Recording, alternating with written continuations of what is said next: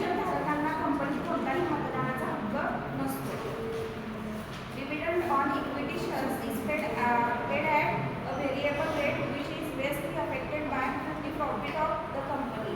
Equity शेअर्समधील लाभांश हा एका बदलत्या दराने दिला जातो जो की कंपनीच्या स्थितीवर मोठ्या प्रमाणात प्रभाव करतो किंवा कंपनीच्या कामगिरीवर तो अवलंबून असतो. आणि debenture interest is paid at a predetermined fix rate. Debenture व्याज पूर्णपणे निश्चितपणे देणं बाकीचं असते कंपनीला. म्हणजे निश्चित दरानं तो डिबेंचरचं जे व्याज असतं ते कंपनीला देणं भाग असतं.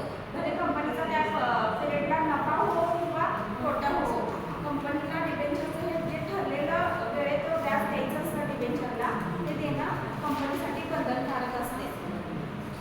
The unit share capital is non as share. म्हणजे शेअर कॅपिटल हे शेअरचाच एक भाग आहे. आणि the unit of non capital is non as a debenture. एक भांडवलाच्या युनिटला डिबेंचर असं म्हणतात. म्हणजे कर्ज भांडवलाच्या युनिटलाच डिबेंचर असं म्हटलं जातं. Share are the owned fund of the company. Debenture are the borrowed fund of the company. Shareholders are get dividend on their shareholding. The debenture holder get interest on their holding. थोडक्यात सांगायचं झालं तर share म्हणजे तुम्ही कंपनीचे मालक अथवा अंशतः मालक बनता आणि डिबेंचर म्हणजे तुम्ही कंपनीला